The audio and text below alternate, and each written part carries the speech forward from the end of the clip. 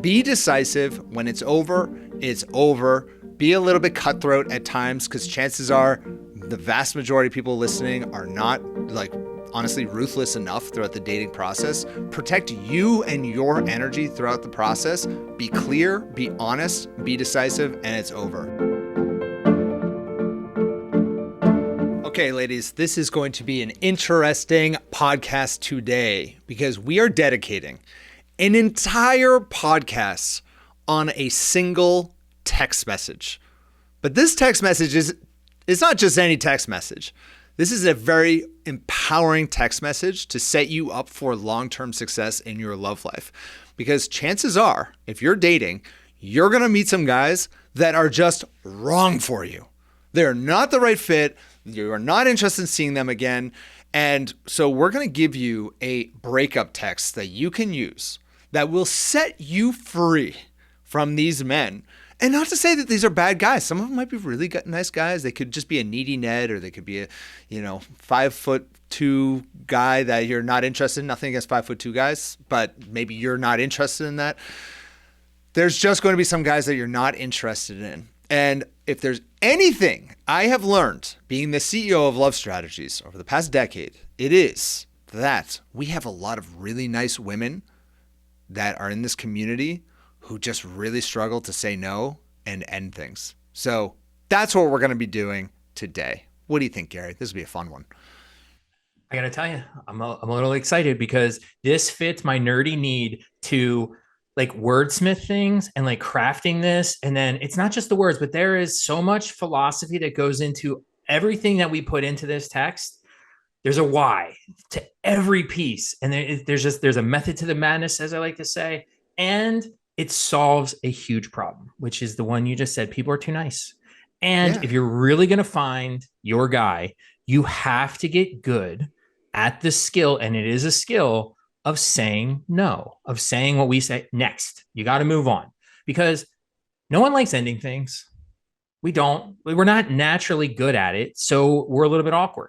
And so that's why you need a little bit of skill and practice. And the research shows, some research from Samantha Joel shows that people have what she calls a progression bias, which is they just keep going with what they're doing, right? They tend to stay in relationships rather than try to make them work versus ending them. It's really should be called like an inertia effect. It's like, we're here, we might as well stay here. Like, what else am I going to do? And so a lot of that is we stay because we don't know a good way of how to end it. And so then you stay longer than you should. And that's a major waste of time. Like, that's not what you want. That's keeping you from the person that you really belong with. And so we want to solve that problem. And it's hard. It's hard. I'm telling you, I can think back to one major breakup in my life. I was the breakup-er, and she was broken up with. But this means I've led a very good life, and I have. But this was one of the more traumatic days of my life. Like, what went down that day, it was very, very hard. And that was obviously much further along in a relationship. It wasn't just a breakup text. This text is going to be much more useful for after a first date, maybe a second you might send a text. Obviously, as things progress, then we would do a call, or if it's committed and exclusive, you would do it in person. But I'm just relating to everyone out there. For me personally, ending things with people was always very, very difficult. But in order to get that long-term goal, which is finding the right person for you, you're going to have a lot more no's than you are going to have yeses. If you're working the little love steps and you're meeting lots and lots of people the way we suggest very regularly, you are going to have so many no's, so many nicks, and you're going to have a pretty small number of yeses. So we're going to just have to get used to it. It's a Darwinian way of dating. Darwinian dating. Yeah. Well, and the fact that you're saying next and you're saying no means you have standards that you're adhering to, maybe for the first time in your entire life, but that you actually you've thought about what you're looking for. You know it when you see it, and you know it when you don't see it. And so when you don't see it, you move on. But the biggest obstacle in all of this is something that's generally not an obstacle, but it's just that you're a nice person. You're a nice person. You care about how other people feel, and you don't want to hurt some poor guy's feelings. And so the easiest thing to do to avoid hurting them is to not say anything, or say the wrong thing. Now, here's something that's super important. I'm going to repeat this twice because it's really that this important. You are not responsible for other people's feelings. I'm going to repeat it again. You are not responsible for other people's feelings.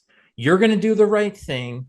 How he feels about it, he's an adult. It's his responsibility. He's Right. responsible for his own feelings. You are not responsible for his feelings. Do you know how many times over the past decade I've said the following words? He's gonna be okay.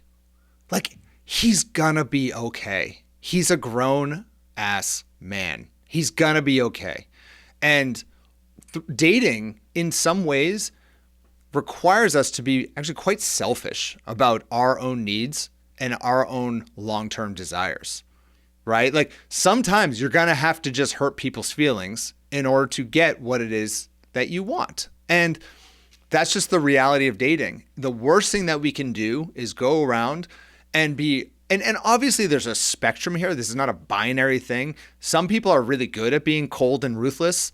Some people are really bad at just ending things and they're way too concerned with everyone else's feelings. So where we want to be is somewhere in the middle, maintain some good karma, but obviously say next to the wrong guy. So Gary, let's not leave everyone hanging. Walk us through the text and then we're going to break it down line by line. Yeah. And so, like you said earlier, we're portraying this as a text, and you can definitely send this as a text. But everything we're saying about this text works as this is what you do in a conversation as well, right? It's multi-purpose, right? And so here is the exact text. I'm going to read it to you. I really liked getting to know you and enjoyed our time together, but I'm not feeling the type of connection I was hoping for. I wish you the best in finding what you deserve. Love it. There's nothing magical about this whatsoever, and that's the point. But there are critical pieces that we need to get right when we're doing this. And I think a lot of people are looking for a magical text. This has all the components. So Gary, I know you have some research behind this text. You want to walk us through here? Yeah. And so this isn't coming out of nowhere, right? So this isn't just Adam and Gary, in their diabolical love strategies lab coming up with like words to put together for a text. But responsible for all the breakups of the world. break up better with this secret formula. It's not that. Yeah. It's research based. So there was a research paper called focusing on compassionate strategies for ending things. And so they looked at 47 different ways to end things, to leave your lover, so to speak, right? And this general strategy was it. It's if you can do it in person, you can do it over text as well if you don't know them. Be honest, be clear, make sure it's clear you don't regret spending time with them. Emphasize the positives, no blame, no trying to fix them, no drama. Honest, quick, to the point. And like Adam said, the exact words aren't magical, but the themes are really important. And so we want to teach you about the themes because then you can make the message your own. And rip that band-aid off. Get it done. So for those who are listening, by the end of this podcast, some people, maybe thousands, are going to be sending this text message. Get it done if you got to do it. So let's walk through the first piece, which is number one, they are a good person. Be sure to give them some of those positive attributes. You can tell them that they're great if you are truthful, if you believe that, or that you had a good time, if that is truthful, or that everything was good, and that there's really nothing that they can do differently, nothing to fix. Like, you see all the good in them, but you still want to be able to move on from this situation. It conveys to them that you think that they're great, so that they're less likely to get super defensive in the moment. Because, when you're breaking up with someone and they're super defensive, that can be really hard to handle. Or you don't want them to feel like their self-esteem is taking a huge hit by saying, essentially, you're a great person, but you're just not my person, is a great finite way of ending things in a positive way, in a positive note. Yeah, because they should only want to be with somebody who feels like they're your person, right? Like they want that compatibility. Everybody wants compatibility. So basically you're just saying, you're amazing. You're just not amazing for me. And that's okay. So then, the meta message there is like, you will be amazing for somebody else and we'll move on. Like we'll be fine. And so as you're doing this, saying that they're a good person, there are some key mistakes to avoid. Number one key mistake to avoid is Giving specific reasons why it all didn't work. Yes, yes, they did things wrong. Yes, you probably want to point it out to them, but no, you should not. Why do you talk with your mouth open, full of food? It's spitting out at me. Why does your breath smell like a 10-day-old diaper? It's just so bad. Like, you don't have to say all these things. You don't owe it to them. If you've gone out on one date, they're gonna be okay. They can figure out their own stuff. You're not here to solve the world's problems, which is men's terrible breath or the way that they speak, with their food in their mouth or whatever it is. Obviously, there's much probably more deeper things that are also going on some of these dates where you're like, not for me. It's just not necessary to divulge all that information. Because then what's going to happen? They're going to get defensive, and then you're going to have to dive into that, and then ultimately you're going to have a bad experience with this breakup, and then you're going to say, you know what? I'm not dealing with this shit anymore. I don't want to date. I don't want to do this. So keep it clean and, give him the goods, end it, and move on. Yeah, it's not the airing of the grievances. This is not Festivus. This is not, one of those things where you've thought about it. You have plenty of reasons. And so you kind of feel like you want to justify your decision. Don't, because all that justification, we want to be nice. And actually, all that justification just comes off as mean. Like, do you want to sit there and have somebody list all the ways that you screwed up? Like, that's not a fun experience. Here's the thing. He's going to ask. He's going to ask. So what did I do wrong? Can't you just tell me? Tell me. Do not do it. And don't justify it yourself. Well, he asked, so then I felt it was okay to. No. Instead, when he asks you, so what was it? Tell me. I need to know. You just keep saying it was not anything specific. I really can't explain. It's kind of how I feel. It's not about what you did. It's more about how I'm just feeling. And he'll keep asking, and you just keep repeating those same kinds of things. And eventually he'll get tired and bored of asking. Yeah. And again, I just want to really lay this in. This is for early on in dating. If you've been with someone for 3 to 5 years, it's kind of a different story. Okay. Obviously, if you're getting a divorce, very different. We're talking about you've gone on a date or maybe a couple and you realize he's not your person. So very, very important because you're going to have a lot more of those no's than you are going to have divorces or 3 to 5 year relationships that kind of end. So I think that's a really important one. And it's the short-term no's we want to get good at. It's the short-term stuff we have to practice, right? Right. The second piece of this is taking ownership and taking radical ownership of the situation. Like you take ownership of your feelings and focus on you and how you feel, not about what it is that they did or anything about them in particular. And the thing is, you're entitled through the dating process to feel whatever it is that you want to feel.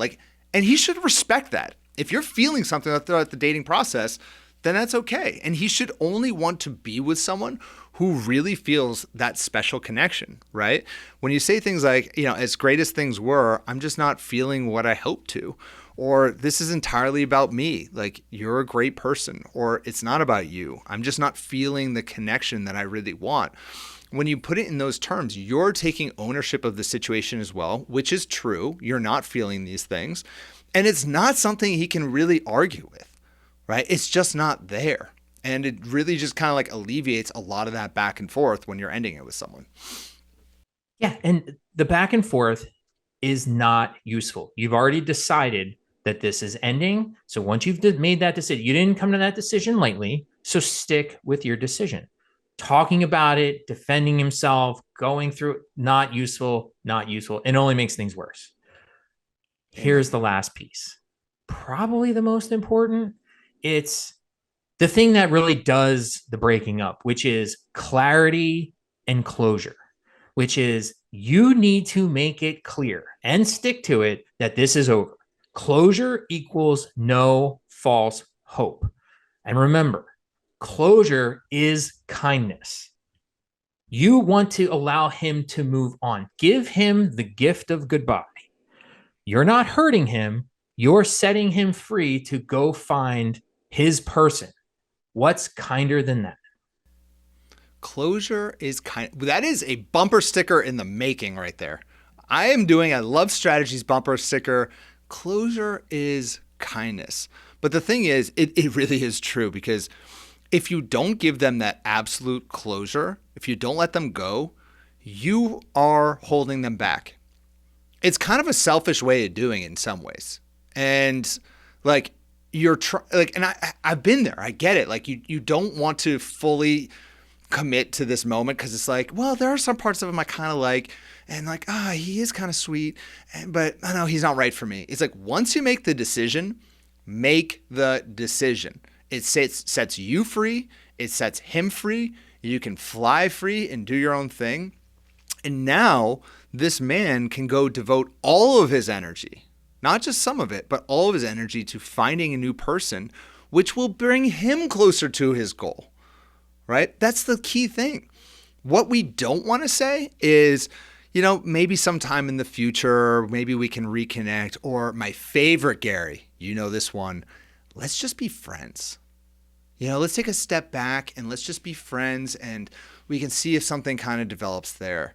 And you do that just to slowly rip the Band-Aid off hair by hair, just elongating that moment of just having it off because you think, well, I don't know, he's a nice guy. I kind of want him in my life, all this stuff.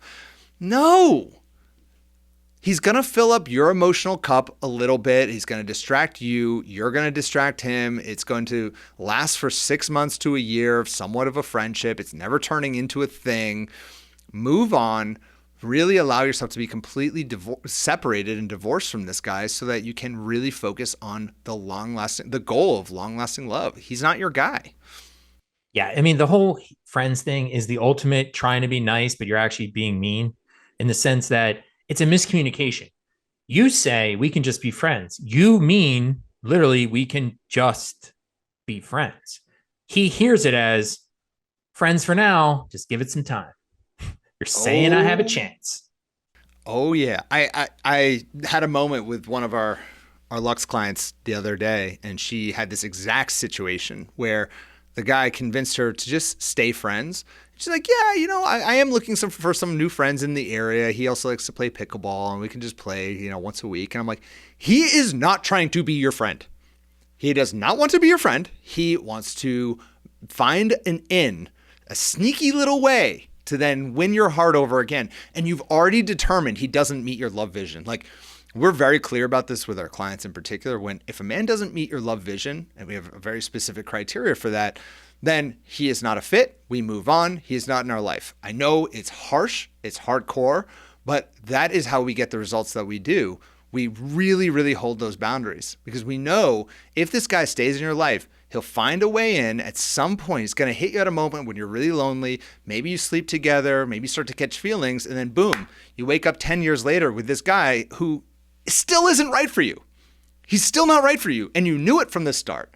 And then he found a sneaky little way in to your heart, and now look. And then it's like, if only I had just not been friends with this guy. Could have saved this amount of time. And that's what it is. Pickleball Pete is just biding his time, waiting for you to lower your standards. That's all he's doing. You're making this decision. He's gonna lose at pickleball every time. He's like, "Wow, you've gotten really good at this." Or who knows? It's good, but he's just playing the long game, and he's just waiting. You made a good decision at the right time. He's waiting for you to lower your standards to get his pickleball. He's all back. He wants to get back in. Don't let him do it. Now here's the thing with the guys coming back. You send this text, you have this conversation, things are broken up. You didn't make any of the mistakes of saying, I'll see you around, or we'll just stay friends, or maybe we'll reconnect. You gave closure, all that good stuff. But give it 6 weeks, 3 months tops. He's back.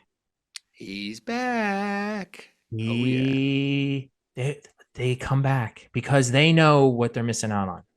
And they want to see, again, did you lower your standards? Have you changed your mind? Have you gotten a little lonely? He's testing your resolve. And so remember, you made this decision for a good reason. Stick to your decision. And so how do you deal with these guys that come back around? One, ignore them. There's nothing to say. Nothing else to say. So he sends you a text. Hey, how's it going? It's not. Nothing to say to you. Yeah. If you have to, if you're going to be too tempted to respond, block. Just block his number. You don't need this in your life, right? Can I share a really terrible dad joke Please. about blocking? Because every time I suggest to our clients, block them, they're like, I can't do that. Can't do that. And so I say, there's this dad joke about the eclipse. If the moon can block the sun, you can block this guy. Oh my God, Gary. Terrible, so right? Bad. That is so bad. Please, no more dad jokes. Oh God. But Adam, if the moon can block the sun, you can block Pickle Ball Pete from your phone, so you don't have to hear from him again. Here's the thing. I don't care if so. You don't want to block him. You don't have to. If you can just hold off not responding to him. But as soon as he gets argumentative or mean, you must block him. It becomes no longer a choice. You block argumentative and mean people. You don't need those people taking your mental energy. And the last piece, because there's certain guys in the world that just get really hurt by basic little rejections, narcissists in particular. Prepare yourself. And this is also why you want to block. I think blocking is the greatest solution to all this, is prepare yourself for certain guys to come back. You still aren't interested. And then they get mean, and then they get nasty, and they start attacking you as a person. As just when I say prepare is just know that this is coming, because this actually has nothing to do with you. And what he's saying is not true at all. He's just trying to hurt you and make you cry. Yep. And I think that is the price for success in anything, is that this is what differentiates the winners from the losers in anything in life, is those who can go through this situation and end it and move on and then block and ignore the haters. Those are the winners. The people who struggle throughout dating constantly are those who then re-engage with that and say, I'm sorry, and you're right. And then they rethink it and they get back together with that guy. Be decisive. When it's over, it's over. Be a little bit cutthroat at times, because chances are the vast majority of people listening are not, honestly, ruthless enough throughout the dating process. Protect you and your energy throughout the process. Be clear, be honest, be decisive, and it's over. So, Gary, this was a great one. I know this is going to be really useful for everyone listening in. So this was great. Thank you. You don't want to hear another dad joke? Oh, God. I don't have another one. I'm kidding. Okay, thank God. Thank God. All right. Thanks, Adam. Thanks, ladies. All right, bye-bye.